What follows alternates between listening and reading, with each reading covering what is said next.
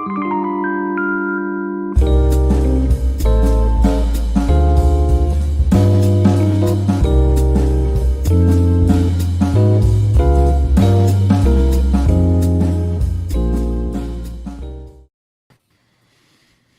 and gentlemen, it's Wednesday.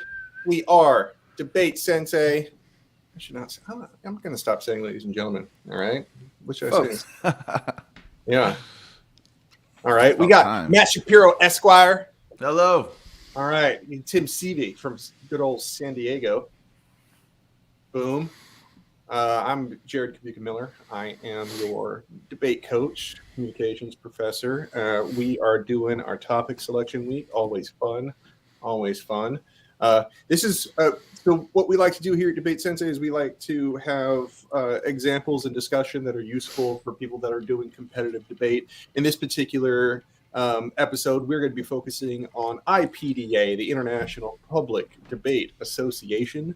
And what they do is they have topics that you choose from. They get 5 topics, and what happens is we have an affirmative and a negative, and they go back and forth, and we strike it down until there's only one topic left. And so we're kind of simulating that process on a longer, drawn-out sort of format, and we kind of discuss while we're doing it. All right? Right. And just to say that out loud. Parliamentary debate? Isn't it a public, spin-off of public. NPDA? Huh? No, it's not a spin-off of NPDA? No, it's not. It's International Public Debate Association. Learn something every day. Yeah. Yeah. No, after they select, they'd have 30 minutes.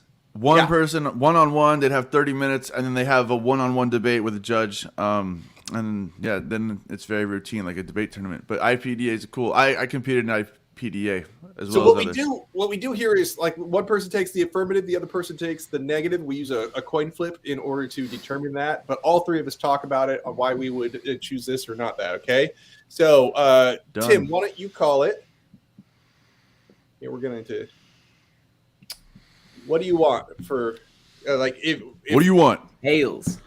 Tails, your aft. Tails never fails. Tails, I'm affirmative. Tails, your affirmative. All right, here we go.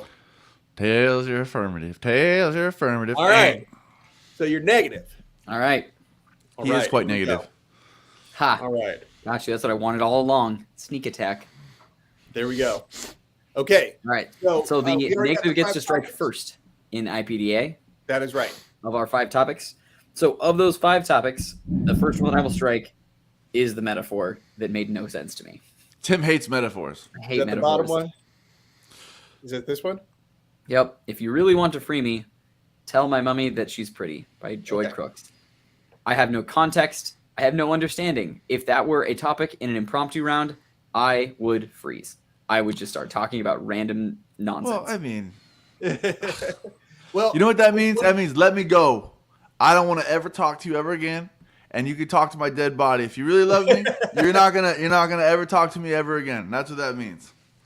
So okay, I we got these topics with the privilege of having a little extra time than they would in a tournament. But I went and I listened to the song a couple of times. It's a song. It's called "Power" by Joy Crookes, and it's a really sort of haunting, bluesy, jazzy type of song, and it's it has a lot of like self-affirming talk, and it's about like retaining your power as a woman because someone left her, dude. Yeah. That's what it is. Someone left her, and she's retaining her power and says, "You want to tell me I'm free? Don't bug me no more, and you call me when I'm dead." And that's what I like about what I like about this is it did make me think about debating about art in meaning general. Of words, but songs like people have debates about songs, you know what I mean? Sure. And so it's saying it's like all no, right, they don't. These are song lyrics, and so what we're going to do is like I'm going to be affirming this song, and they can negate me or the song or whatever. So if this was a topic, and if I was on the affirmative, yeah, you just got to dig up some dirt on Joy Crookes, and then you'll be all right. That's what you do in today's marketplace. That's what you do. You're like, oh, she's a communist. She's a Marxist. Done. Debate's over. Yeah, I think that I tend to advise my students against metaphor rounds just because like it needs to be really well defined. Otherwise, it becomes a very mushy debate. And by that I mean there is not a particularly strong ground for either side to stand on from which to debate. It ends up becoming like discussion of ideals without gross. Yeah, I have a hard time with those. So also, I thought there were some really great topics. I liked. Actually, it turns out she was quite authoritarian, so that's why it's bad. Whether or not the quote is true. Yeah. So yeah, there's what I strike with metaphor. What you got next? All right. Oh, you know what? I gotta put myself in the right perspective here. So I'm on the affirmative, right? Perspective. Ooh. I'm keeping that one for sure.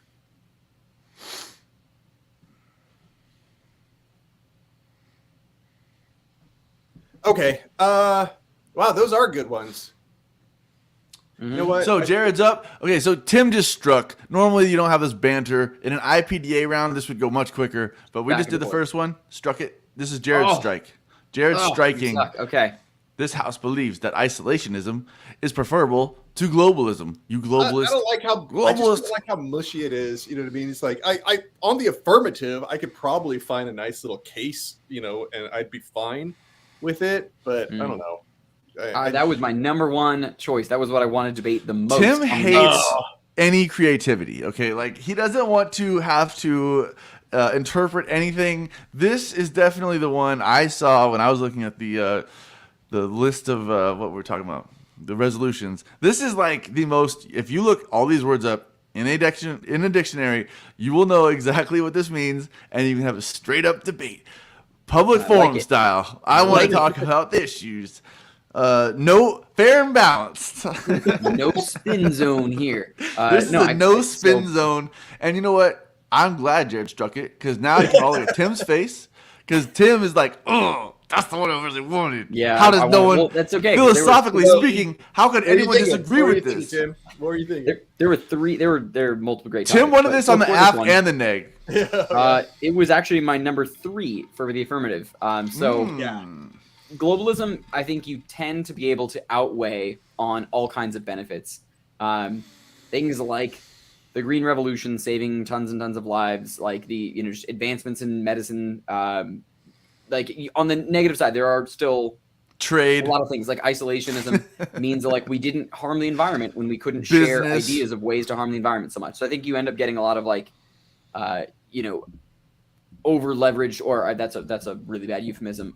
Really horrible labor practices come about from globalism, right? So like sweatshops. But it's good for business, right? So like I've got economics on my side. Say that out loud, right? But I think you've got like human suffering probably. No, but it's good for business, Tim. I mean, it's good. It's a double good. Like globalism is good because it exposes those people in destitute to what freedom could be. That's why globalism is good, and it's good because American businessmen make money exploiting those people. And it helps the stock market, which helps all of us. All that matters. Literally, these are the things that can win the round. Okay. I think you also can. We call this in common colloquially. We call this a win-win. That's what we call this. Yeah, I was thinking about that one. I was thinking about how, like, if we colloquially, like, if our military actions, the way that our international intervention was structured was more isolationist than globalist. Sure, that would be kind of interesting. You know what I mean? It's like maybe even like shutting down bases, abroad and stuff like that. So it's like, hey, it's time to stop doing that. Yeah. So I think normally, I think that would really play. I think that would go really well. But right now, I think I've got too big of a fat piece of evidence in Ukraine. Like, without globalism, Ukraine doesn't exist, right? Like, just immediately, like Putin just rolled over them in like a week. So I think right now I've got more tangible, real world evidence of like globalism is saving Ukrainian lives. So I think I could probably spin that to be more on the globalist side. But you, I think, have a lot more historical examples of like all of the evils of conquest. Yeah, like colonialism, which was good is for a globalist business perspective, right? Like Colonialism is not isolationist. Look, So I think I could just if go all for else recency fails. and proximity of impact. But that's why I think that would be a really good topic. I would really like to debate that. Why is isolationism good? We haven't said. Let's say 30 seconds. 30 seconds. Well, I said isolationism good. My military affirmative was like the case would be like shutting down bases in other countries. Like I mean, for businessmen, for those of you who care about them, isolationism is good because if you made it so financially hard to buy something from the global market, then businessmen in America, your bribes would not pay off if not for isolation. Those Jared brings me to a good point. It would be good for the goose, and it's good for the gander. Yeah. All right. Why am I paying you? I think it's like a good expansion of like the Industrial Revolution, though. Like globalization is like Industrial Revolution on crack, though. So I think you've got like every environmental negative. And have you smoked it? How are you so sure of what it does to you? All right, so you take that one out. All right. My turn to strike. Yeah. This one could be interesting, but I think this is better like as a barroom debate than an actual debate, and that is, it is good to judge. This house believes it is good to judge a book by its cover. Tim hates metaphors. Tim hates anything that requires an interpretation because then you won't know what's going to happen. I think that just Jared, do you have a little thing at the bottom? No, I think that it's Jared's gone. They don't end up being good debates. Jared's gone. I feel bad. Jared's frozen. Jared went to isolationist heaven, dude. Well, I can pull this up, so I would pull this guy. There we go. This house believes you should judge a book by its cover. On the negative, I don't want to debate that one. First off, just because it's a metaphor generally. While we're waiting for Jared to get back, he's not coming back. Why is that a good thing though, Matt? Like you love a good metaphor. If you were on I love a metaphor. What would you say? Oh, there's Jared. There we go. He looks Maybe like you he's can't hear us yet, but we can see his long, beautiful locks. So, Matt, why would you say it's good? Why should you judge a book by its cover? I will talk about this, but I want to just also say, me, Jared, and Tim are taking way too long. If you were actually in an IPDA round, this would take you honestly about 5 minutes, probably maybe a little less, and then you start your 30-minute period. Yeah, maybe even less. And you should use that time to make as much of your personality known to the judge and the other side, and have fun with it. But Tim, Tim doesn't like metaphors. This is a metaphor to the umpth degree. Hey, Jared, can you hear us? All right. I think you can hear us. So that's on Matt. I'm still just asking you. Too choppy for me. I don't know. Can you hear me? I can hear you. So this house believes is interesting because when you hear the words "this house," that means policy. That means they're giving you a framework to very easily make this into something that is about Congress, that is about a country or a agency of some sort which can do something. But what's crazy about this is it says this house believes you should judge a book by its cover, which the second half of the phrasing is completely metaphorical, which I keep joking that Tim hates so much. So that is kind of a unique part. I wanted to kind of bring that to everyone's attention while I was hoping this would come up because not most metaphors don't start with this house. I mean, you know what I mean, Tim? Even just so you still need to define that. So even if they're like the common person, this house refers to reasonable people, and reasonable people should judge a book by its cover. Or you can bring it to a large institution like the state of California should judge a book by its cover. Tim, let me just send it back over here. Okay. I wanted to just get everyone involved here, but my point was simply that it's unique because it starts off so policy driven. You think this is going to say economy is better than environment or something like that, and then it ends with this crazy metaphor. So Tim doesn't like it because, hey, how you doing? I heard you real loud and clear, just so you know. Right. Tim's gone. Okay. I don't like switching order. All right. Tim just struck. This house believes you should judge a book by its cover. To recap the last 5 minutes while you were gone, all I was saying was this is unique because It's a metaphor. And then he said that for 5 more minutes. Hold on. You just jumped.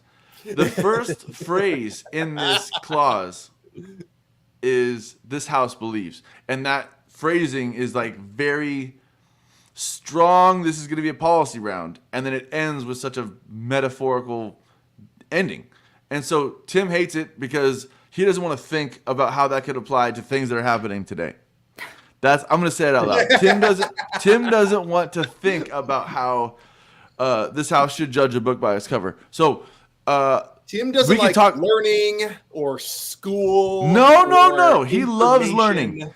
Tim doesn't want to anticipate the obvious. I'm here in for this doesn't situation. value intelligence or wit. That is purely Jared's belief, and he is wrong. I think Tim's value of intelligence is so high, he worries that he's not going to anticipate what someone could believe a metaphor to mean when half of this podcast is telling you, think about what's happening right now. Who should be judged by their cover, and we shouldn't read between the lines? I mean, look, there's pop culture references I'm not going to talk about. Who wore masks on Alex Jones's show? Should we judge them? The cover at this point is a crazy cover. But maybe we should judge them. I don't know, but maybe. Also, it's like there's a this lot of could books also out be. there. How are you going to decide what to read without judging it by its cover? It's like, like on the affirmative. Like, how do you you can't read every book and like. Tim, on your if you were the neg, which you so are far, the we neg. still haven't given a argument, not one argument on the affirmative though. So just if this were the case. Oh, let's say this. Like you want an affirmative? Donald Trump is a bad person, and therefore we shouldn't vote for him for president. And at his cover, if you just look at the cover, it's bad. You should not look any farther. Okay, so there's my argument. Tim doesn't believe that we should. Tim is on the polar opposite side of that belief because he's standing on this rock. And it's not a bad rock. It's a bad rock. The baddest. So Tim, tell me why Tim loves Donald Trump. Don't you, Tim? That's a good way to pigeon me in. First off, I'm not against intelligence. I'm just more of a real expert in bird law. That's really the only thing that I know about. I was joking. I don't know. Of course you are. I got to say that. I don't want to be caught for slander. I think that you only have the opportunity to judge things by their cover these days. So if we're taking candidates or something that, I'm going to say that everything is just too messy and about polished appearance, and that as soon as deeper reading is done, real truth is more readily found. So if I'm on the negative side, I'm saying no, you should read into this. You should do your homework on things. And the more that we judge books by their cover, the more we end up with TV stars as presidents. Yeah, I'll be the sizzle. You can be the steak, right? It's like I say, don't be scared of metaphors. Yeah. Jared, let's move on to the next one. It's Jared's turn. Tim is negative on the neg. This is such an easy decision. Because hold on. What's the last two? What's the last two to recap us? Okay. They're both so good. So the United States federal government should significantly increase investment in nuclear energy, or when in conflict, combating poverty is more important than combating climate change. And that's what's getting struck right now. Oh, yeah. Jared struck the one that Tim wanted to debate because Tim hates metaphors. Just to let you all know. I wish we had a list. I wish we had a metaphor. The other one's not a metaphor. Yeah, I know, but it's the most metaphorical compared to these two. That's for sure. No, it's not. No. This is just a value round. I do like policy, but I could dig a value round though. I just like a well-defined value round. As long as it's well-defined and concrete, I don't have to think about nothing and interpret nothing. You're not an LD, dude. Those are the people you need to worry about. Those LD people. It's still a good AF case. Like if I got this on AF, I would be finding one type of technology that can be electric cars. donated, You kill the environment, but it's not necessarily it's good for the best. environment. Yeah. So there you go. It's not the best for the environment, but it helps with the development of an area in the world, perhaps. You know what I mean? It gets us off fossil fuels, but we have to put 1,000-pound battery of coal in the ground every 10 years. I think what Jared's saying, like, hurt the environment for a bit, but it helps with poverty. So like golden soybeans, right? Where No. The way that it was able to sustainably, keep a growing population of like 10 million people alive. So it saved lives that would have been lost to hunger, but it just decimated biodiversity and like soil richness, right? So like, that would be an example of combating poverty, but at the same time, like probably harming and making climate change worse. Because soil richness is tied to climate change.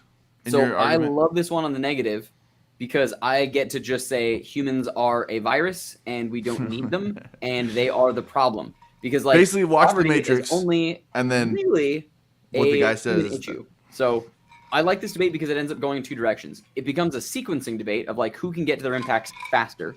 So Jared can even agree like, yes, climate change is the problem, but poverty is happening right now and therefore has to be solved right now. We can't fix climate change, whatever. And so it becomes both of us going back and forth on like which one becomes the key to the other. So which one, if solved, solves the other. I like those debates. But I also like that you can just start throwing out a bunch of different specific examples like the Green Revolution or something like that. And I feel like all of Jared's impacts terminally come down to saving human lives. Hey, I want to say something. I love just being like, not done. Outweigh biomass. He better be done pretty quickly. I mean, there's three of us here, okay? We want to talk too, okay? Do you respect others? Word in edgewise, not one time. Look, I want to scream into my microphone. This is my time. Are you not screaming into yours? I'm cool with the humans debate. Like I'm willing to engage that one. Yeah. I would say humans are a virus, and I have to say no, they're not. Yeah, I got some good stuff on that. All right. Yeah. I would love okay, Jared, tell us now. Tim, I'm with you, by the way. Now, Jared, please tell us how humans are not viruses. Thank you very much, Jared Banner. Jared Kubica Miller. I mean, I'd be talking about how unique humans are, and like their uniqueness makes them the best chance that life might exist elsewhere other than on the Earth, and that's a good thing. That's a good because they destroyed it. But go ahead. It's like any type of life, even if even if it isn't us or we evolve into something else in other areas, is like I think that possibility is something we should explore, because the vast majority of the universe has already explored the opposite. No life anywhere, right? You know what I mean? So it's like, hey, we don't know that. I believe in aliens. Yeah. And so I think humans good. And I'd say that we are the best chance of life existing elsewhere other than the Earth. Out of all, when you say us, you people. What? You're saying humans have the best chance of finding life elsewhere? That's why? No, of spreading life to other worlds, yes. Ew, that's gross. You know how you spread life, don't you? Yeah. That's what viruses do. They just spread. So does life. But like humans are the worst. So your whole point is to spread, and you basically are saying if we destroy one place, our saving graces will go somewhere else, and then we'll spread it all over there. We'll spread it. Viruses is that they're not alive. Right, and so it's like, yeah, no, we're living, we are alive, and so that's the difference. All right. Anyways, hey, let's make sure that we don't ignore this last one. Boom. This is our topic. The United States federal government should significantly increase its investment in nuclear energy. Oh man, Jared is the affirmative, and Tim is the negative. This is the actual round. We've struck in all of them in IPDA. No. You've had 30 minutes. He walked into a trap, and so Tim doesn't like metaphors. This is not a trap. Tim would rather lose this straight up than actually have to debate a metaphor. right now. I'm telling you, gonna spring Jared. this shit on him. I'm gonna spring this shit on him. Okay. By the way, stop. You could use this to probably Listen. pigeonhole yourself into like when you're in IPDA, you get a little slip of paper and you get to see all 5 at once. You could probably use this exact resolution for one of the other resolutions, just so you know. Think about that. Just think about that. I'm talking IPDA strategy. And now, like Jared. Oh, yeah, you could do Judge a isolation. book by its cover. Okay, Yeah, Jared. because then like Okay. you just like, no, we're only going to have our own energy supply. We're not going to be global energy supply. Hey, are you looking for inspiration? Look No, straight I at got the piece of something. paper. Yeah, so check this out. So the news today came out, or was it yesterday? Today, December 14th, 2022. So that they have successfully made a fusion reaction that gives off more energy than you put in. A laser. In the making. And so that just happened. And so I'd be like, we should be significantly increasing our investment in fusion nuclear energy. By the way, let's talk about this. Fusion versus fission. Okay. I wanna hear Fusion, Tim's it turns feedback. two Yeah. things into Love the one description of this. instead of one thing into two. Oh. It makes helium. Please explain nuclear physics to us, Matt Shapiro. In 2 minutes and 30 seconds. Fission. It is the binding. Fission splits one thing to two. Fusion makes two things into one. Hey, Math. I am stupid, but that is right. Okay, you can. I am sure that's right. Google it. You make Yeah. helium. So I'm going to say that there is still never a reusable, there's never a like renewable nuclear energy source. Now, it's great. It's excellent. It probably even is like our best salvation like step to other green tech. But I'm Boom! gonna say He it is just a conceded a humongous point. Jared should use that. Band-Aid. It is a concessions are important parts of the persuasive model. It is Yeah, a it is. Band-Aid. I'm setting also up right there. that the best version of Jared's world is a Band-Aid that does not solve bigger problems. We still end up with nuclear waste that we have to figure out what the hell we're going to do with it. You bury it 50,000 No, feet waste. under the dirt. Fission is No, now that's not literally how fusion negative works. waste. No, fusion is when you're putting things that there is no waste from that. Yeah, process. no. You make So, like, helium. You make balloons. Okay. So The end of this is a balloon. So the problem with like fission is that you have Tim. to start with large radioactive compounds and you have to split them and break them down into smaller ones, and Right. that's where the waste comes in. With the fusion, you're Chernobyl. together, and so Ever heard of it? only makes larger things. And so like the nuclear, like that, like yeah, that's why it's so absolutely Bad. mind-boggling that Yeah. they did this. They've been trying to do it for I think more than 50 years. There's like Since you ever heard of the Operation Paperclip? Yeah, they were trying to do this. Yeah. Okay. And so yeah, you gotta look Oppenheimer. at- yeah, so that's why I was like, oh my god, I just saw this. I'm like, oh man, like it was just news. Well, today. I would love to learn more about it, and I think Yeah. I would still. I bet you think I'd would. You still should have be done that more- before you came into this round, son. Before even Okay. knowing it, I would have gone with thorium because like just thorium reactors are cool, and we talked No, about no, that that's in good. a whole other LD video Ethereum. on this channel. Cryptocurrency. But I think that I could still probably do well on this on the negative. I would probably go with like an ecofeminism directive of like, oh, we're still trying to use technology to solve the ways that we exploit the environment, and like you're still going to have to mine some nasty things to be able to create your reactors, and we're still going to be using that energy for evil purposes, and we're just consuming. I think I could still probably get out of that with like just a general stop using nuclear energy, stop using whatever. Maybe like DDEV, right? We're just going to go down to if you No, dude. Look, have because fire here. Hey, by the and way, nothing- hold on. Tim, I'm sorry. Are you done? Are you done? Well, I guess now. Well, now I am.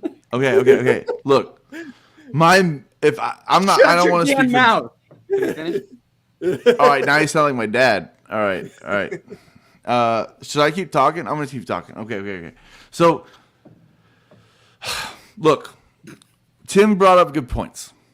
What I would try to do is compare the nuclear waste, especially fusion, as Jared brought up, which is kind of what we're talking about right now, compared to fission which is old, and people are burying tanks of toxic water and radioactive waste 5,000 feet under the Colorado mountains. Okay, which exists. All that exists. So focus on what shift in technology. There's a new shift. There's a shift.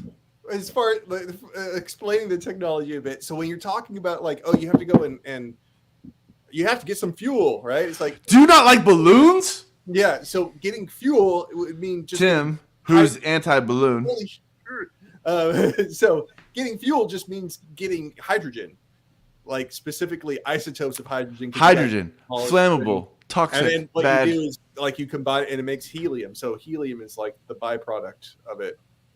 Okay. Yeah, it might be isotope. Do you like balloons? Do you like balloons? Let me ask you this. My first impact, more balloons. Are you pro-balloon or are you anti-balloon? I'm so fascinated in how we're generating energy in those things. What form of energy? How are we capturing that energy? Is there a turbine involved? That's a long answer for anti-balloon manifesto right there. That's all I hear. Yeah. No, ahead, it's amazing. So it's like it's what fuels the sun. It's how the sun. Ever heard of it? Yeah, and so that's how the sun puts off energy is because it has binds atoms into at its bigger core. Atoms. And so we have some reading to do. Yeah, and so that's why. And so this is one of those situations where it's kind of like, oh my God, I'm up on current events, and now I can exploit that fact and and like rock someone on their heels and stuff. I think that's an example we don't always have on this show, or so I think it's still fusion and fission, nuclear energy. Go read up about it because it's going to be in your next round. You don't even know it yet. Yeah, so like within like 20, 30 years, they're hoping is like an actual reactor. But maybe if we invest more, we'll have sooner. It's going to be in nuclear powered submarines, which drops bombs 10,000 miles away with fusion bombs. It'll be great. Everyone should be excited. They'll be really strong. Okay. All right. Should we call it? We should definitely. I think that's it. Yeah. Great work, everybody. Afs and eggs. The jacket has cool pen pockets. All right, everyone. Hey, you know what? We're taking some time off. Yes. In fact, I think we won't be coming back until the new year. Next week we got. It's tragic. 21st. Yeah, the 21st. Remember, I forgot about that special day almost. Oh, yeah. Yeah. And then the week after that we're smack dab in the middle of the holidays. Well, happy birthday to Mrs. Kubica Miller. And happy Hanukkah to her as well. Yes. All right, everyone. We'll see you in the new year. All right. All right, everyone. All right. See you all later. Stay classy, San Diego. Yeah, this is Matt, Tim, and Jared. All right, bye.